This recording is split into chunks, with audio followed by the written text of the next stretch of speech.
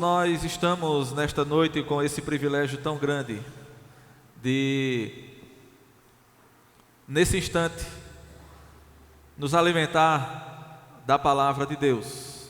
Já nos deleitamos com tantos cânticos maravilhosos que Deus preparou para nós nesta noite. A Bíblia nos diz que o perfeito louvor vem dos lábios dos pequeninos.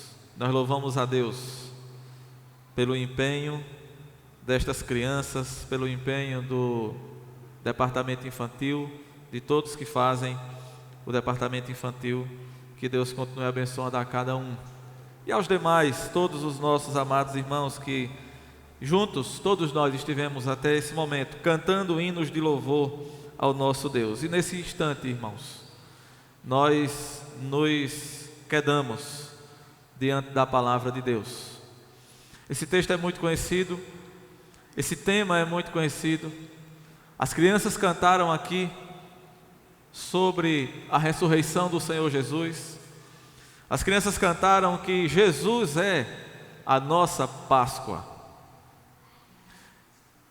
Nós estamos num dia em que o mundo cristão celebra a ressurreição de Jesus, o domingo da ressurreição, que se deu depois do sacrifício de Cristo, depois de tanta dor, de tanto sofrimento, depois que Ele se entregou por nós, depois que Ele carregou naquela cruz os nossos pecados, depois que Ele derramou o seu sangue, Ele teve o seu corpo moído, desfigurado, dilacerado, e depois de morto Ele foi sepultado, conforme as Escrituras. Mas ao terceiro dia Ele ressuscitou, conforme as Escrituras. Ele não está mais naquele túmulo. O túmulo do nosso Senhor está vazio. Meus amados irmãos, esse é o tema do texto que nós temos diante de nós. Essa é a maior verdade do cristianismo. Essa é uma daquelas verdades fundamentais e basilares da fé cristã. Por isso, meus amados irmãos, ela recebe um cuidado todo especial na Escritura. Os 4 evangelistas nos relatam de maneira inconfundível e bem detalhada como aconteceu a ressurreição do nosso Senhor Jesus Cristo. Os discípulos se fundamentaram e se firmaram nessa verdade para sair e pregar e sofrer por este evangelho. Nós podemos ver no livro de Atos dos Apóstolos tudo aquilo que os discípulos e os crentes sofreram, porque eles estavam firmados na ressurreição de Jesus Cristo. Nas cartas, o apóstolo Paulo nos lembra que essa é a nossa maior firmeza e confiança. Ele vai nos dizer que é aqui que está fundamentada a nossa fé, é aqui que está baseada a nossa esperança, e é aqui que nós podemos ter a certeza de que um dia nós também ressuscitaremos. A ressurreição de Cristo Jesus é o penhor da nossa ressurreição. Meus amados irmãos, a ressurreição de Cristo Jesus é o selo, é a pedra angular da grande obra de redenção que Ele veio realizar aqui por nós. A ressurreição do nosso Senhor Jesus é a prova de que Ele de fato e de verdade pagou a dívida que se propôs a pagar em nosso lugar. A ressurreição de Jesus é a prova cabal de que Ele venceu a batalha contra a morte para nos libertar das garras de Satanás, para nos libertar da condenação do inferno. A ressurreição do nosso Senhor Jesus é a prova de que Deus nos aceita, mesmo sendo pecadores, quando nós nos entregamos a Ele. Portanto, irmãos, nós estamos tratando da verdade fundamental da Escritura no que diz respeito à nossa fé. Porque se Jesus não tivesse ressuscitado, se Ele tivesse permanecido preso na sepultura, que certeza teríamos nós de que o resgate foi realmente pago? Porque o apóstolo Paulo diz lá em 1 Coríntios 15, 17: e se Cristo não ressuscitou, é vã a vossa fé, e ainda permaneceis nos vossos pecados. Se Jesus não tivesse ressuscitado dos mortos, como poderíamos ter a confiança de que Ele venceu a morte? Como poderíamos ter a confiança de que Ele tem o poder sobre a morte? Ele tem o poder sobre aquele que trouxe a morte, a saber, o diabo, como nos diz Hebreus 2,14. Visto, pois, que os filhos têm participação comum de carne e sangue, destes também Ele igualmente participou, para que por sua morte destruísse aquele que tem o poder da morte, a saber, o diabo. Mas graças a Deus, meus amados, nós não fomos deixados na dúvida. Não há dúvida para o povo de Deus. O Senhor Jesus realmente ressuscitou por causa da nossa justificação, como diz Paulo na carta aos Romanos, no capítulo 4, no verso 25. Ele ressuscitou por causa da nossa justificação. Os crentes verdadeiros são regenerados para uma viva esperança, mediante a ressurreição de Jesus Cristo dentre os mortos, nos diz o apóstolo Pedro em sua primeira carta, capítulo 1, verso 3. Os salvos em Cristo podem dizer com toda ousadia, assim como Paulo diz lá em Romanos 8,34: quem nos condenará? É Cristo Jesus quem morreu, ou antes, quem ressuscitou. Nós temos a firmeza, nós temos a certeza, a garantia, nós temos a ousadia de afirmar que ninguém, não há quem possa nos condenar, uma vez que Cristo Jesus ressuscitou para a nossa salvação, para a nossa justificação, para a nossa redenção. A ressurreição de Jesus, meus amados, ela se torna num fato inegável quando os seus discípulos, que antes estavam acuados, estavam amedrontados, estavam trancados, mas depois de serem confrontados e apresentados a essa verdade, depois de verem o Senhor Jesus ressurreto, depois de tocarem nele, depois de olharem seus cravos, suas marcas nas suas mãos, no seu lado, depois de verem tudo aquilo que ele sofreu e que de fato era ele que estava ressuscitado, eles tornaram-se ousados, valentes, poderosos no testemunho. Eles enfrentaram as ameaças, os prisões, os açoites, eles enfrentaram a morte e jamais recuaram. Eles não teriam morrido por uma mentira, eles não teriam enfrentado tudo o que enfrentaram por uma história sem fundamento. A coragem daqueles discípulos é a prova incontestável da ressurreição de Jesus. Mas, meus amados, não foram só aqueles discípulos, os apóstolos de Jesus, praticamente todos eles foram martirizados. O único que não foi martirizado em sua morte foi o apóstolo João, mas mesmo assim ele sofreu inimaginavelmente. Ele foi exilado, ele foi torturado de forma cruel. Os demais discípulos morreram: Pedro, André, Filipe, Bartolomeu, Tiago, Simão, o Zelote, e todos esses foram crucificados. Morreram também crucificados, assim como o seu Senhor. Outros morreram à espada, como Tiago, como Mateus. Outros foram mortos de outras formas. Tomé foi morto por uma lança. Tadeu foi morto por flechas. Todos os apóstolos foram martirizados porque eles estavam seguros, eles estavam firmes dessa verdade. O nosso Salvador ressuscitou, Ele não está mais morto e Ele é a segurança, a garantia da nossa ressurreição. A vida aqui agora não tem mais nenhuma importância. Foi assim, meus irmãos, que nos 4 primeiros séculos da história da igreja, um verdadeiro batalhão de crentes morreu em nome de sua fé, jogados nas arenas, queimados vivos, crucificados e sofrendo e enfrentando os piores tipos de tortura que você puder imaginar e até aquelas que você nem imagina. E eles enfrentaram tudo isso porque eles tinham uma certeza, eles tinham uma segurança.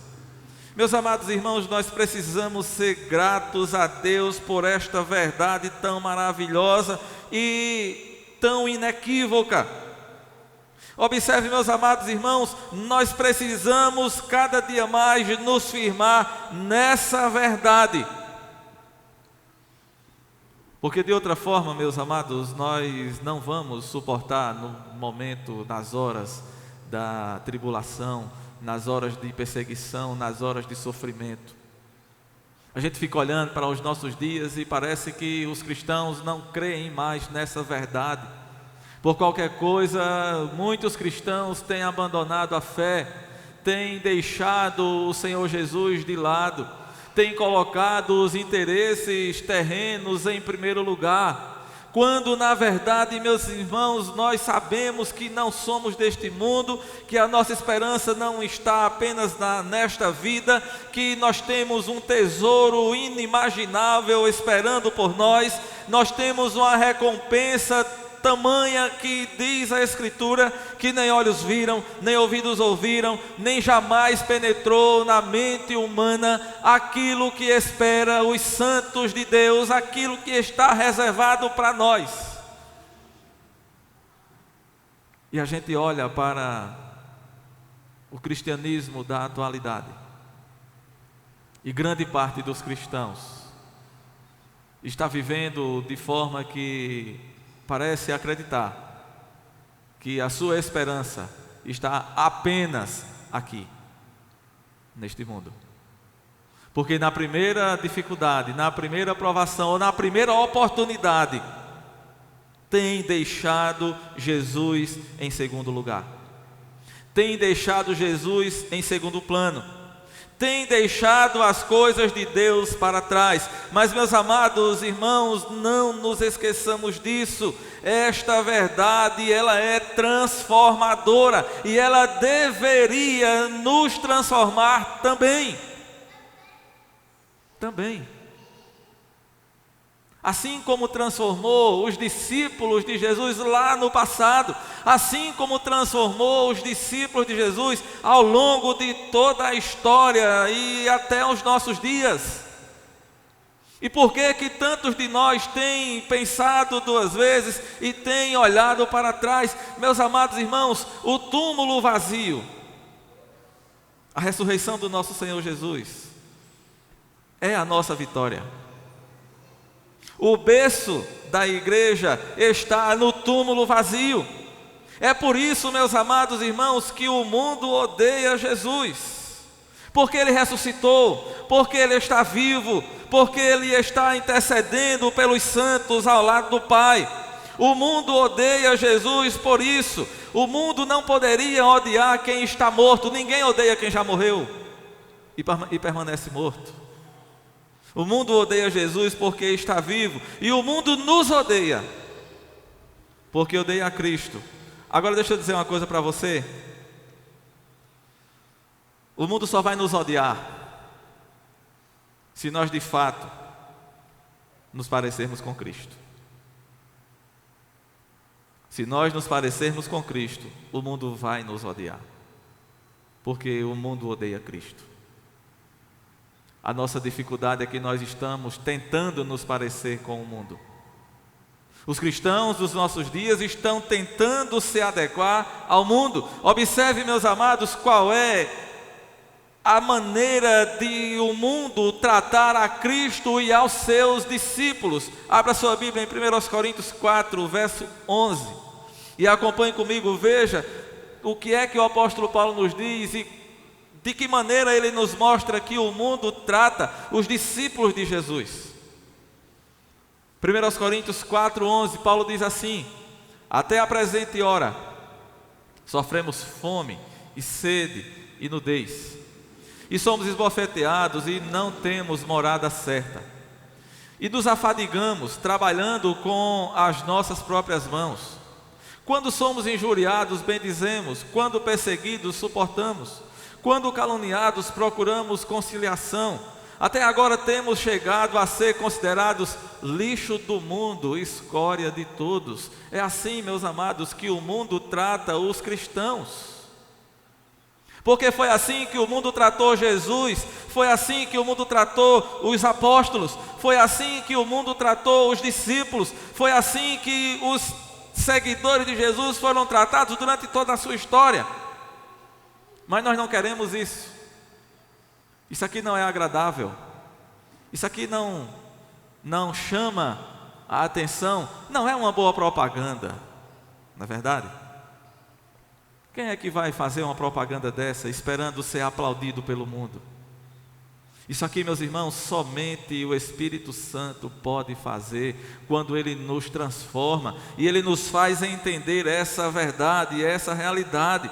Não se esqueça do que a palavra de Deus está repleta de ensinamentos e orientações, nos mostrando que nós sofremos em nome de Jesus. O apóstolo Paulo, escrevendo a Timóteo, ele diz que todo aquele que quiser viver piedosamente em Cristo Jesus será perseguido. Não espere vida fácil, não espere bonança neste mundo, porque o nosso Senhor Jesus não teve essas coisas.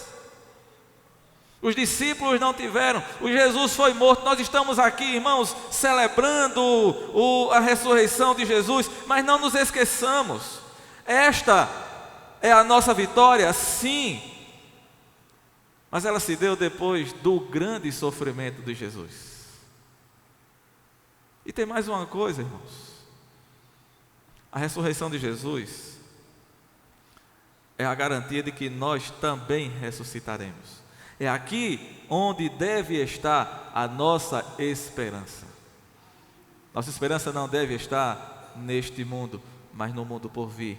Agora observe, meus irmãos, voltando ao texto de Mateus, nós vemos aqui o quanto gloriosa é a ressurreição do nosso Senhor Jesus. Nós observamos, irmãos, aqui a glória e a majestade com que Cristo Jesus ressuscitou dentre os mortos. Nós somos informados no versículo 2 que houve um grande terremoto, e também nós somos informados que um anjo do Senhor desceu do céu, chegou-se, removeu a pedra e assentou-se sobre ela. Houve um grande terremoto e um anjo do Senhor estava ali. Ele removeu aquela pedra, um anjo glorioso, e estava sentado sobre aquela pedra. Nós precisamos aqui, meus amados irmãos, entender que o Senhor Jesus, Ele, com todo o seu poder e com toda a sua glória, Ele não precisava da ajuda de outros para poder ressuscitar. Ele não precisava da ajuda do anjo para poder sair daquele túmulo. Ele nem precisava que a pedra fosse removida. Por que foi que o anjo removeu a pedra? Foi para Jesus sair? Não, não foi, porque o Evangelho de João, no capítulo 20, ele vai nos dizer que 2 vezes Jesus entrou na casa quando todas as portas estavam trancadas. Os discípulos estavam ali trancados, amedrontados, e Jesus entrou com tudo trancado. Ele podia sair do túmulo? Podia. Porque o anjo então teve que abrir aquele túmulo e remover aquela pedra? Para que as mulheres e os discípulos pudessem entrar e ver que o corpo não estava lá. Jesus não precisava da ajuda do anjo nem de ninguém. Ele é Deus, Ele é o Todo-Poderoso, Ele é o dono da glória e de todo o poder. Aquela pedra, meus amados, ela foi removida para que os mortais pudessem comprovar que Jesus de fato havia ressuscitado. Não devemos duvidar, meus amados irmãos, nem por um instante, do poder de Jesus para vencer a morte. Aquela ressurreição foi gloriosa.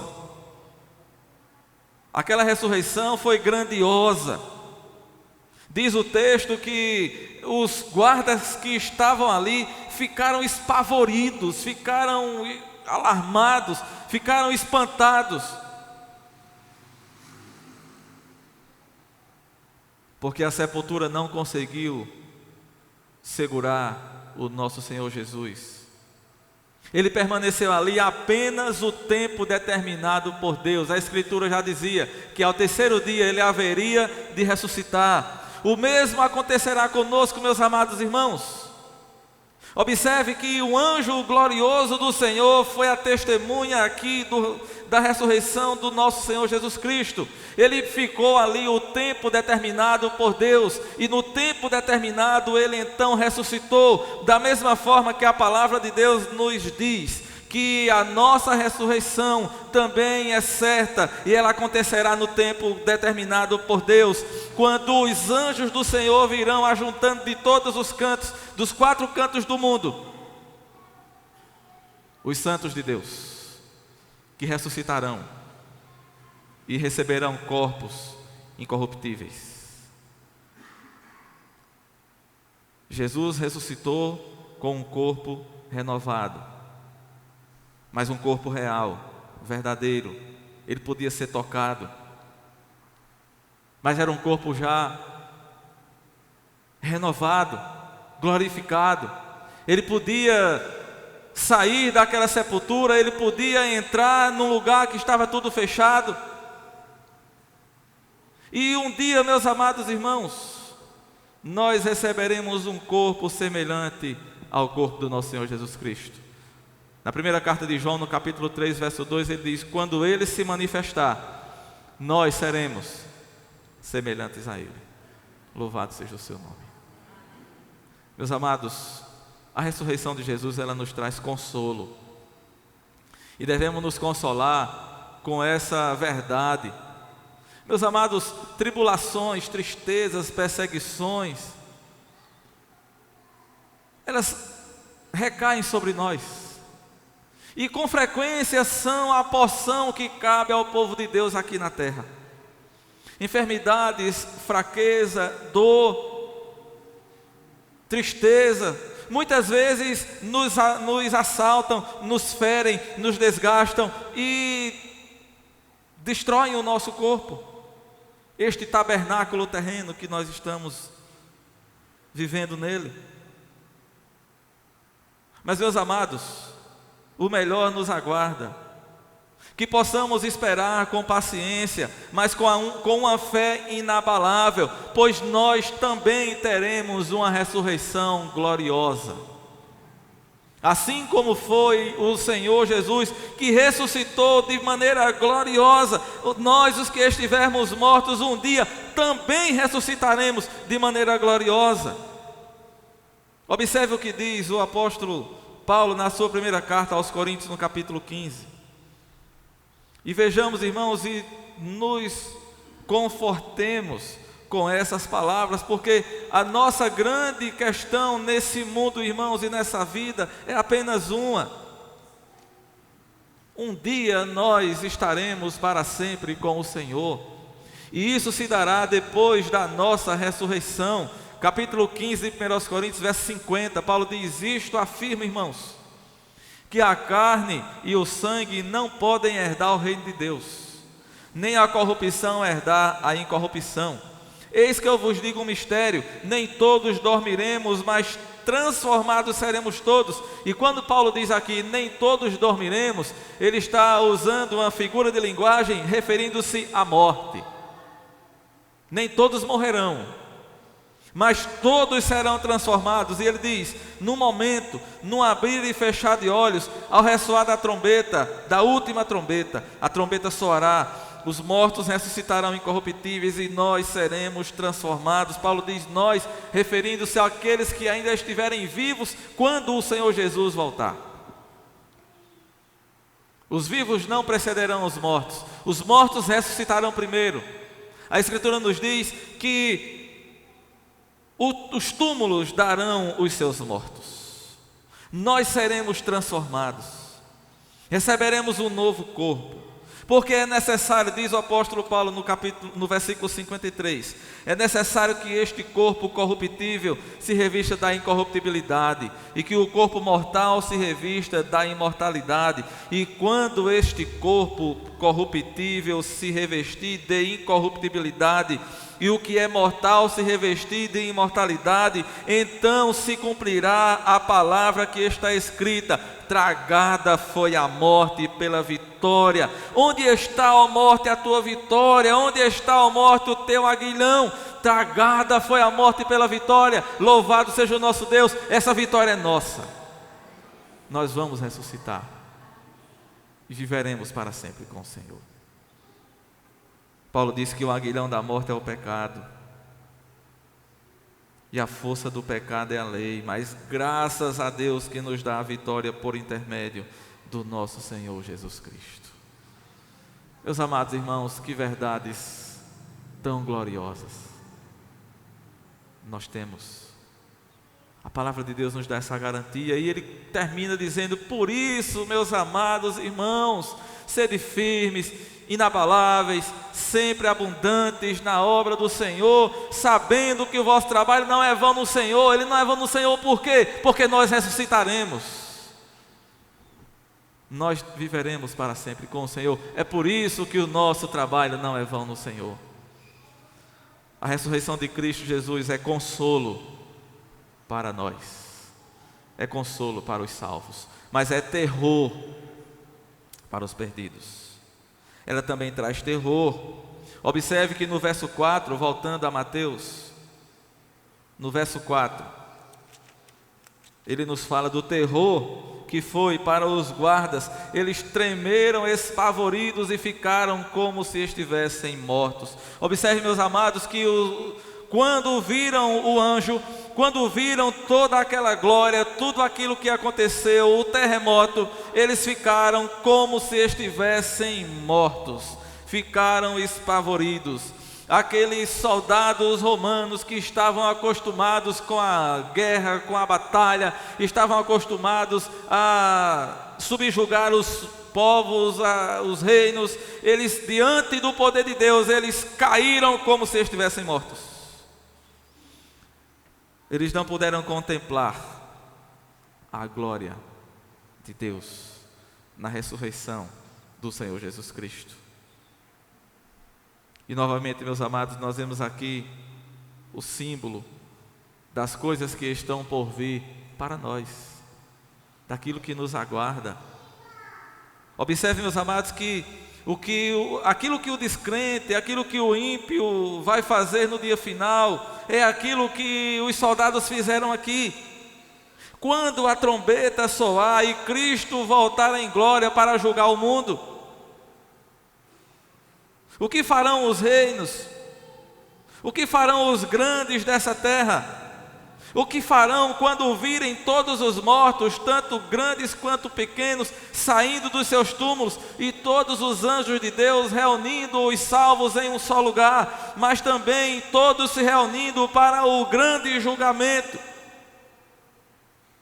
O que farão os ímpios nesta hora?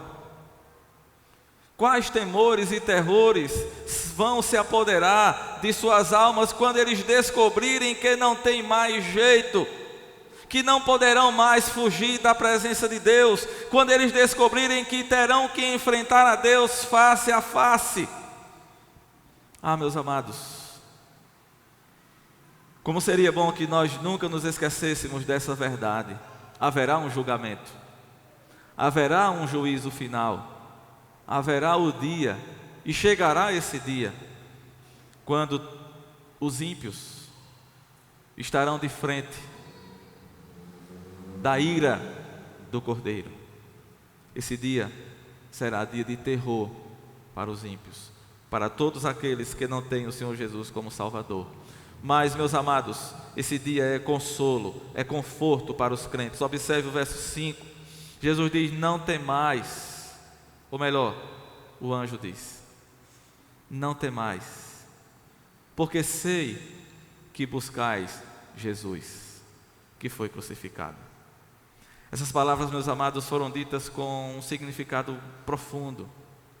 Elas foram ditas para animar o coração daqueles que estavam ali procurando o Senhor Jesus, mas que estavam entristecidos. Afinal de contas, aquelas mulheres foram para aquele túmulo esperando encontrar o quê? O corpo de Jesus. O que é que elas foram fazer ali? Foram levar os ungüentos para embalsamarem o corpo de Jesus, para terminarem a preparação do corpo de Jesus, para ficar ali.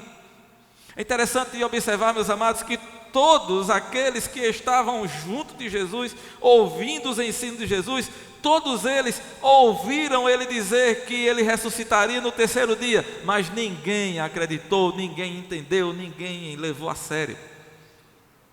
Seus olhos estavam encobertos para essa verdade. E aquelas mulheres então foram para embalsamar o corpo de Jesus. Elas estavam tristes, estavam cabisbaixas. Por isso o anjo diz: não temam, não tenham medo, alegrem-se. Eu sei que vocês buscam Jesus que foi crucificado. Ele não está aqui, ressuscitou como tinha dito. Venham ver onde ele jazia. E elas então foram ver. Elas entraram e viram.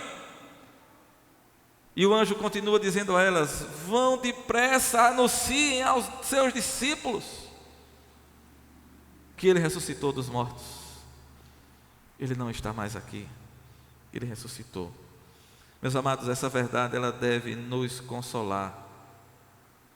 Essas palavras devem nos lembrar de que o verdadeiro crente não tem motivo algum para andar alarmado, não tem motivo algum para andar amedrontado, não importa o que possa acontecer neste mundo. O crente não tem motivo de andar cabeça baixa, triste, alarmado, desfigurado, amedrontado. Não tem, porque Jesus ressuscitou e é isto o que nos importa. Essa é a segurança que nós temos. Nós podemos sofrer nesse mundo, podemos perder a nossa vida nesse mundo. O que é a vida, afinal de contas? Você tem quantos anos? 80? A Bíblia diz que a vida do homem é 70, 80, aqueles que têm mais vigor, 80 anos. O que passar disso, diz a Escritura, é o quê? Canseira e enfado. Alguns poucos passam. Uns chegam a 90, outros chegam a 100, bem poucos, né? 100 e pouquinho, e não passa disso. Outros perdem a sua vida muito cedo, como nós vimos aquela tragédia há poucos dias. Crianças de 5 anos, de 7, tão jovens, tão cedo. Isso deixa a gente estarrecido. Como é que pode alguém com uma índole dessas, a sangue frio, de maneira cruel, de maneira banal, tirar vidas de tal forma? É terrível, é aterrador, é assustador. Mas, meus amados, o que é tudo isso diante de Deus? O que é a vida? O que é que nos aguarda? O que é que nos espera? Observe, meus amados, haverá o dia em que todos, grandes e pequenos, poderosos ou não, ricos ou pobres, não importa, homens ou mulheres, não importa, Chegará o dia, meus amados, em que o Senhor aparecerá no céu, os mortos ressuscitarão, os sepulcros entregarão seus mortos, e então será o dia final. A terra será consumida pelo fogo, nos diz a Escritura. O julgamento terá início, os livros serão abertos. A Escritura nos diz que os anjos vão separar o trigo e a palha. Eles vão fazer a divisão dos bons e dos maus, os cordeiros e os lobos, os bodes e as ovelhas. Mas em tudo isso, meus amados, não há nenhum motivo para ficarmos temerosos. Sabe por quê? Porque os salvos em Cristo, os crentes, verdadeiramente crentes no Senhor Jesus Cristo, eles estão limpos de toda culpa e de toda mancha, estão revestidos da justiça de Cristo, e nesse dia estarão a salvo na verdadeira arca, e não serão atingidos quando o dilúvio da ira de Deus cair sobre os ímpios. Os salvos em Cristo estarão guardados, estarão protegidos. Jesus é a nossa salvação, Jesus é a nossa proteção, Ele é a nossa Páscoa, Ele é a nossa arca, que vai nos proteger, que já nos protegeu do dilúvio da ira de Deus, que cairá, que se abaterá sobre o mundo ímpio. E então, meus amados, as palavras do Senhor Jesus terão cumprimento quando Ele diz lá em Lucas 21 e o verso 28, ora, ao começarem estas coisas a suceder, exultai e erguei a vossa cabeça, porque a vossa redenção se aproxima. Louvado seja o nome do Senhor. E concluindo, meus amados, a nossa meditação nessa noite, nós devemos aqui, irmãos, observar a mensagem de Jesus para os seus discípulos. No verso 10,